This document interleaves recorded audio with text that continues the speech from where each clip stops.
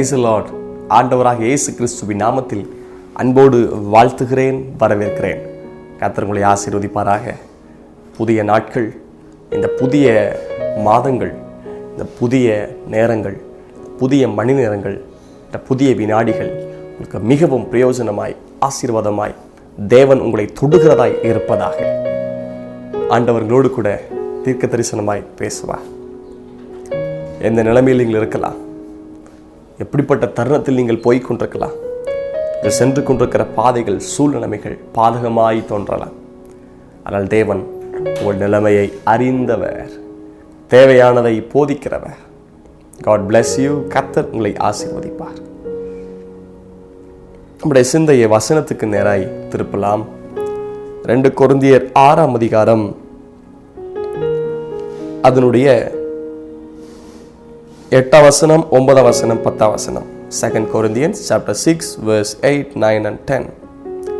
கனத்திலும் கனவீனத்திலும் துர்க்கீத்திலும் நற்கீர்த்திலும் எத்திரணப்பட்டாலும் நிஜஸ்தராகவும் அறியப்படாதவர்கள் எனப்பட்டாலும் நன்றாய் அறியப்பட்டவர்களாகவும் சாகிறவர்கள் எனப்பட்டாலும் உயிரோடு இருக்கிறவர்களாகவும் தண்டிக்கப்படுகிறவர்கள் எனப்பட்டாலும் கொல்லப்படாதவர்களாகவும் துக்கப்படுகிறவர்கள் எனப்பட்டாலும் எப்பொழுதும் சந்தோஷப்படுகிறவர்களாகவும் தரித்திரர் எனப்பட்டாலும் அநேகரை ஐஸ்வர்யவான்கள் ஆக்குகிறவர்களாகவும் ஒன்றுமில்லாதவர்கள் எனப்பட்டாலும் சகலத்தையும் உடையவர்களாகவும் எங்களை விளங்க பண்ணுகிறோம்.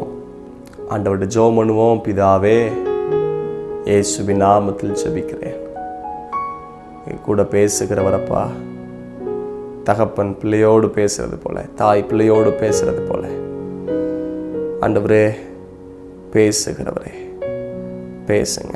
Talk with us. Hallelujah. Let them be blessed through your word.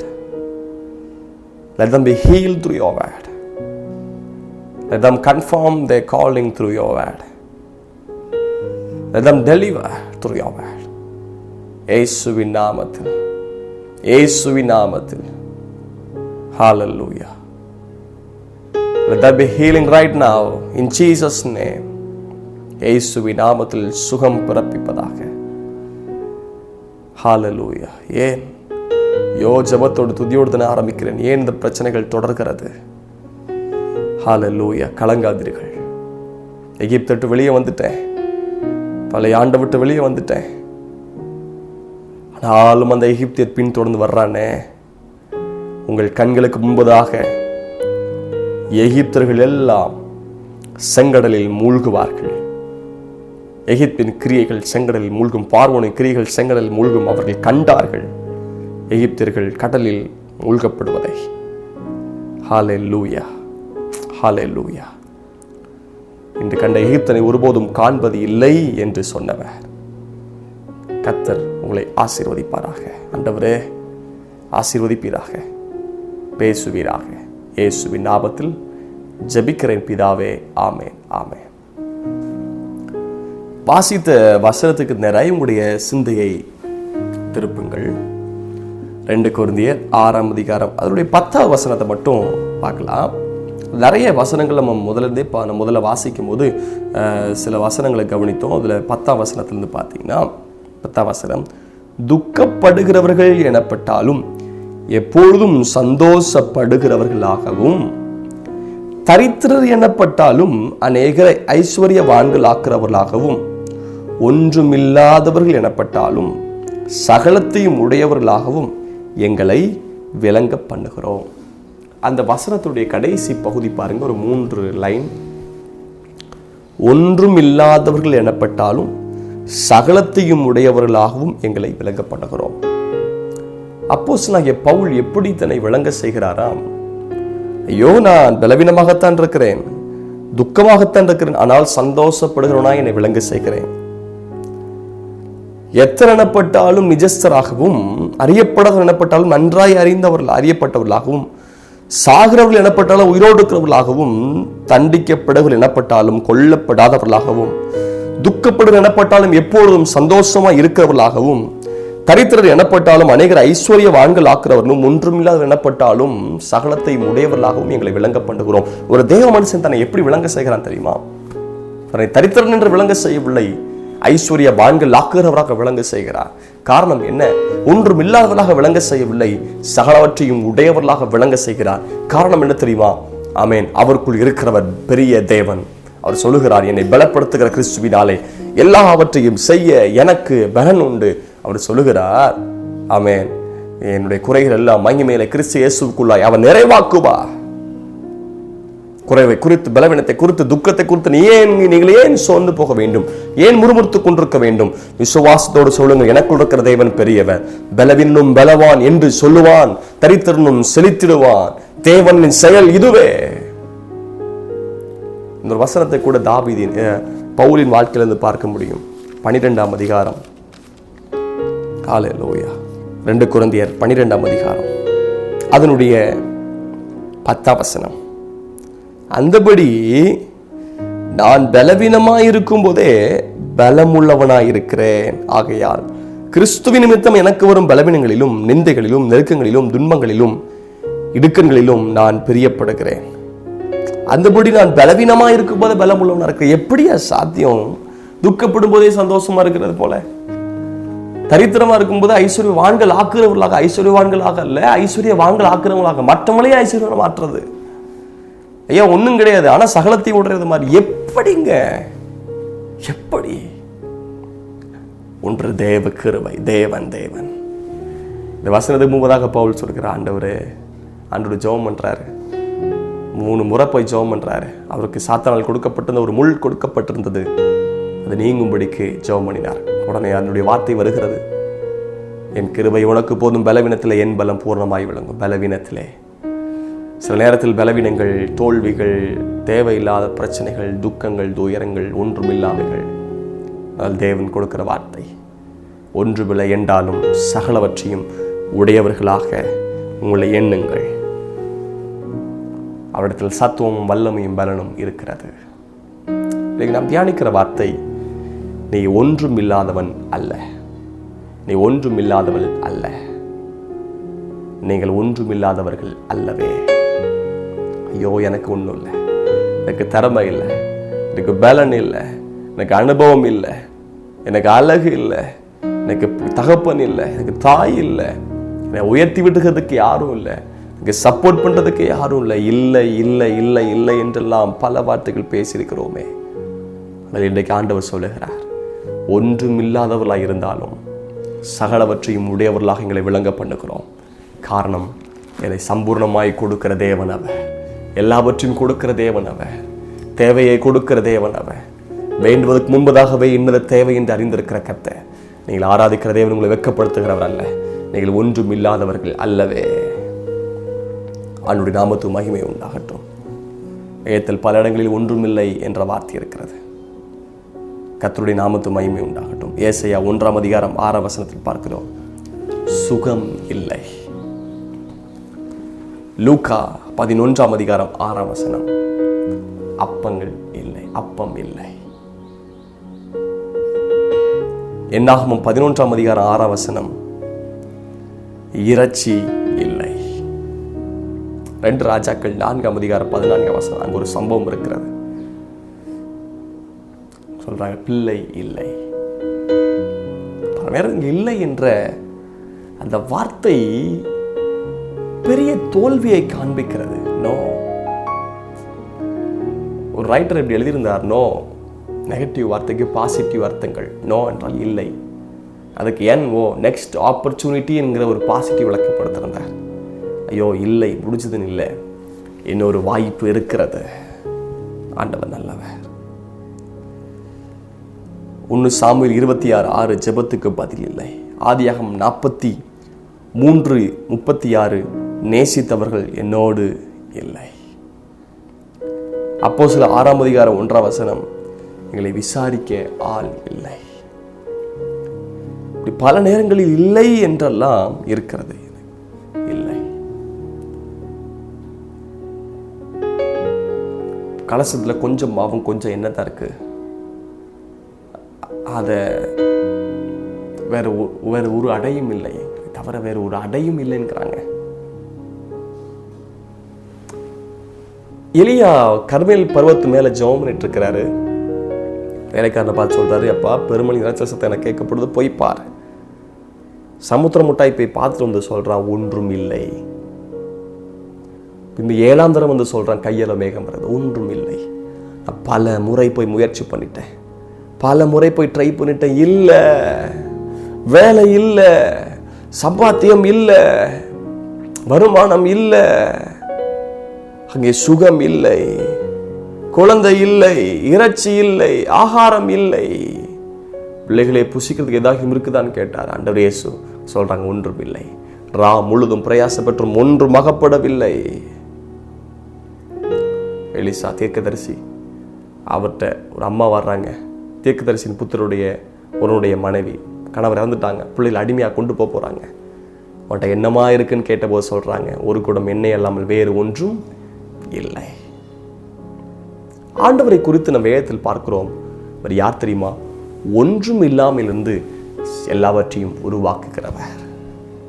He is a God who created everything out of nothing. Hallelujah. Nothing is impossible with man, but nothing is possible. ஆண்டவரால் கூடாத காரியம் ஒன்றுமே இல்லை. Nothing is impossible with Jesus. Everything is possible. எல்லாம் தேவனால் கூடும். ஒன்றும் இல்லாமல் இருந்து எல்லாவற்றையும் உருவாக்குறவர்.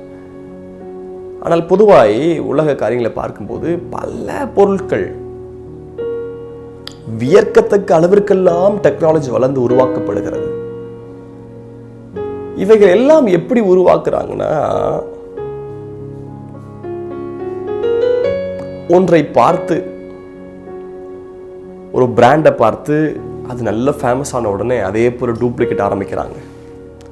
இவர்களை பார்த்து இவர்கள் பயன்படுத்தின பொருட்களை வைத்து வேற ஒரு நேம்ல வேற ஒரு பிராண்ட்ல உருவாக்குறாங்க.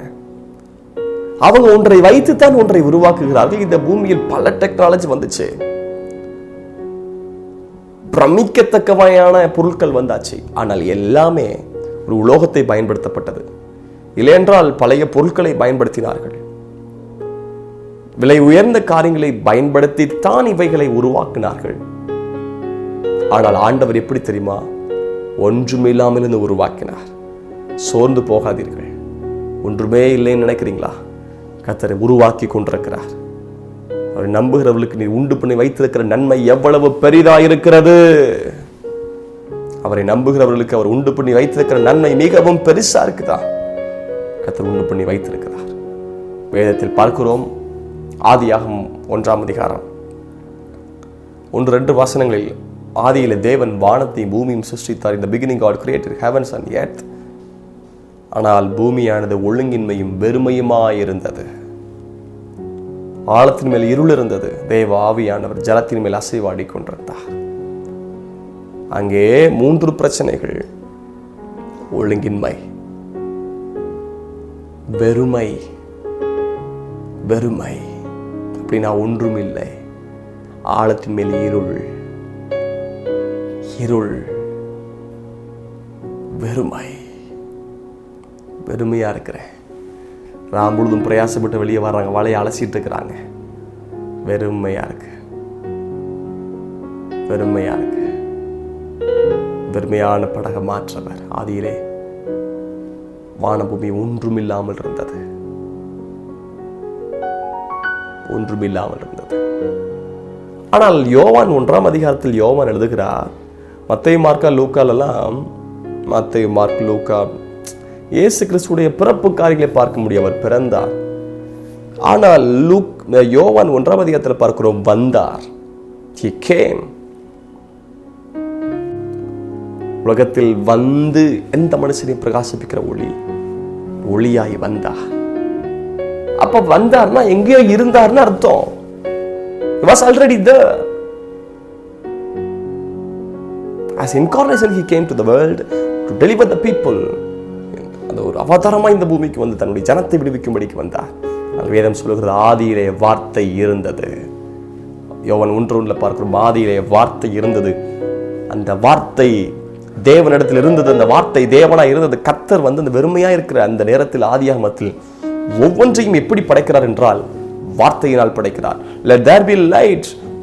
வானம் உண்டாக கிடவது, ஆகாய விரிவுகள் உண்டாக கிடவது, சூரியன் உண்டாக கிடவது, நட்சத்திரங்கள் உண்டாக கிடவது, வெளிச்சம் உண்டாக கிடவது என்றெல்லாம் வார்த்தையின் வல்லமையினால் உருவாக்கி கொண்டிருந்தார்.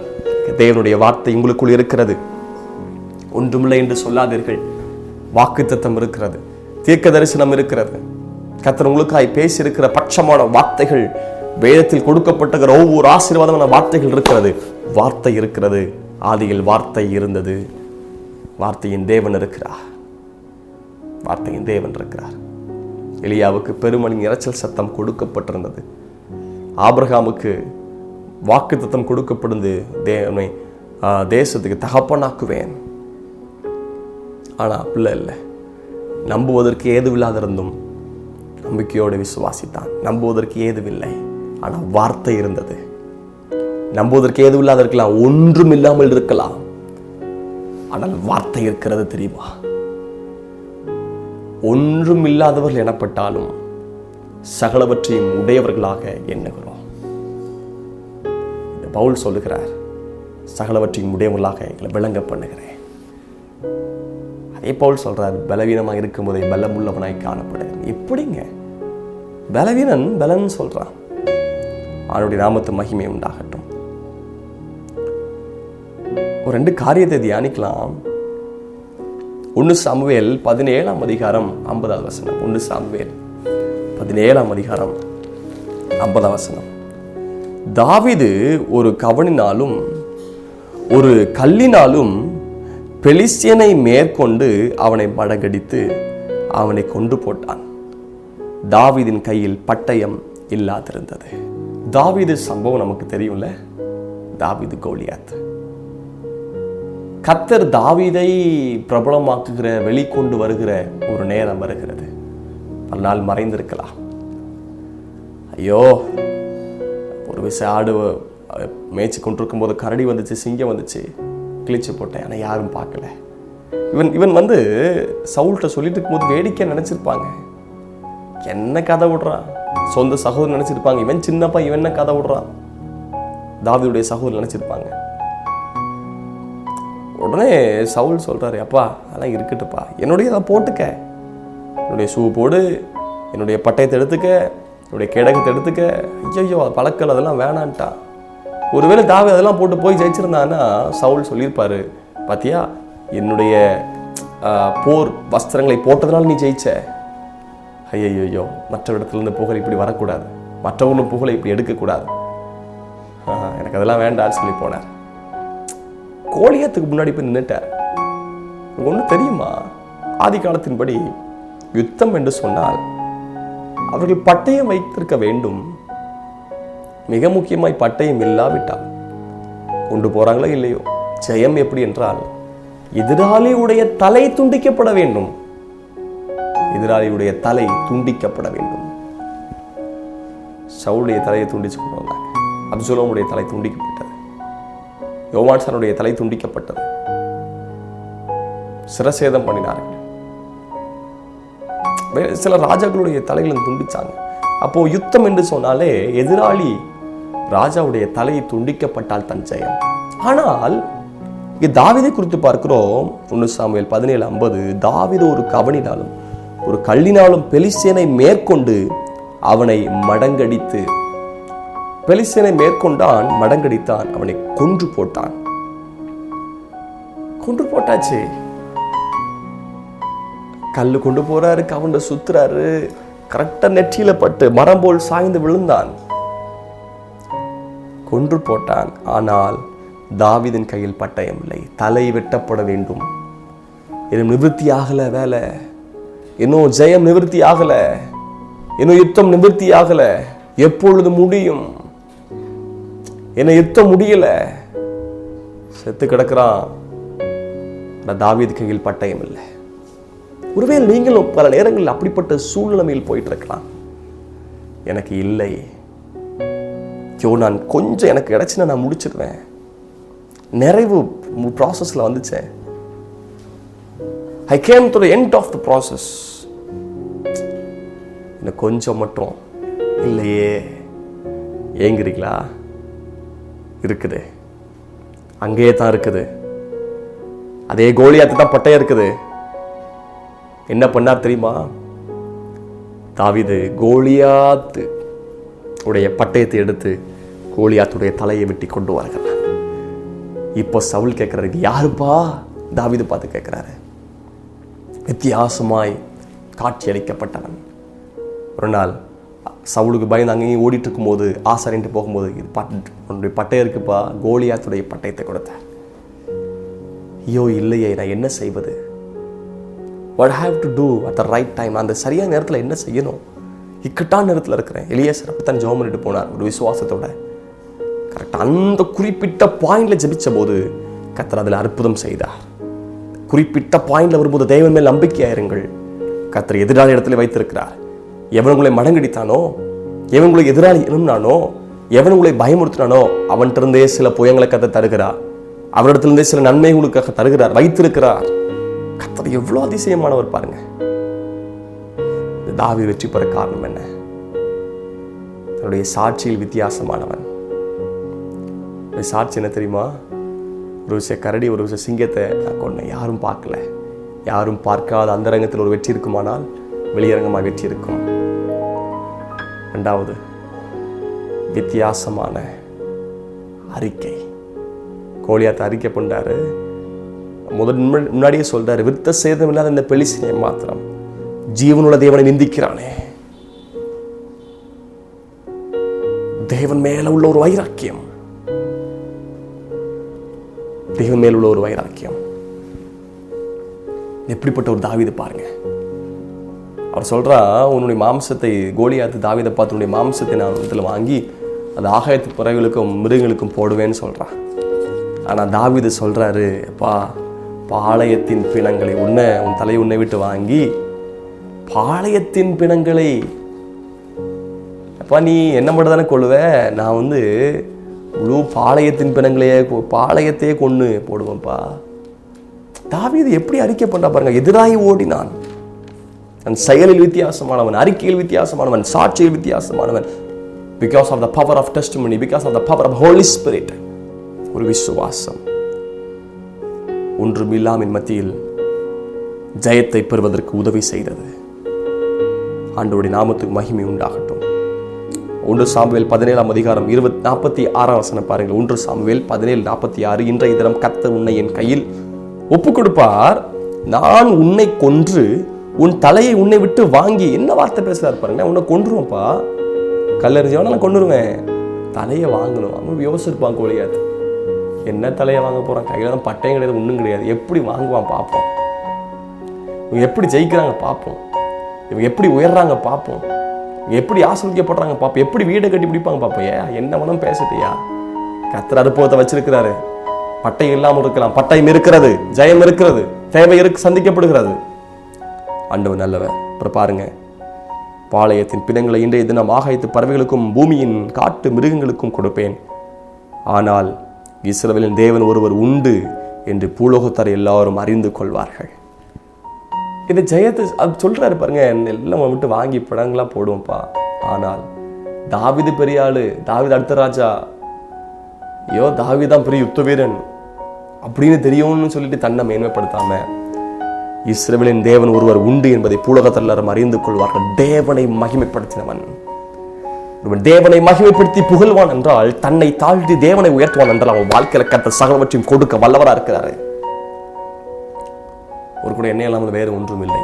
அந்த ஒரு கூட எண்ணத்தான் வாழ்க்கையில் மீதம் எடுப்பதற்கும் கடன் அடைக்கப்படுவதற்கும் வாழ்வதற்கும் ஏதுவாக மாறினது. அதே படகுதான், அதே வலைதான், அதே கடல் தான், அதே நபர் தான் திரும்ப போய் முயற்சி பண்ணார்கள். அங்கே தான் தோல்வி அடைந்து அதே பகுதியில் go back and try again, தோல்வி அடைஞ்ச அதே பகுதியில் தான் கர்த்தர் வைத்திருக்கிறார். இல்லை என்று சோர்ந்து போகாதீர்கள். இன்னொரு சம்பவத்தை சொல்கிறேன். ஒன்று, தாவீது கையில் பட்டயம் இல்லாதிருந்தது. இன்னொரு காரியம், நியாயாதிபதிகளின் புஸ்தகம் அதனுடைய 14 அதிகாரம் 6 வசனம். சிம்சோன் தன் கையில் ஒன்றும் இல்லாதிருந்தும் சிங்கத்தை ஒரு ஆட்டுக்குட்டியை கிழித்து போடுகிறது போல் கிழித்து போட்டான். வசனம் பார்த்தீங்களா?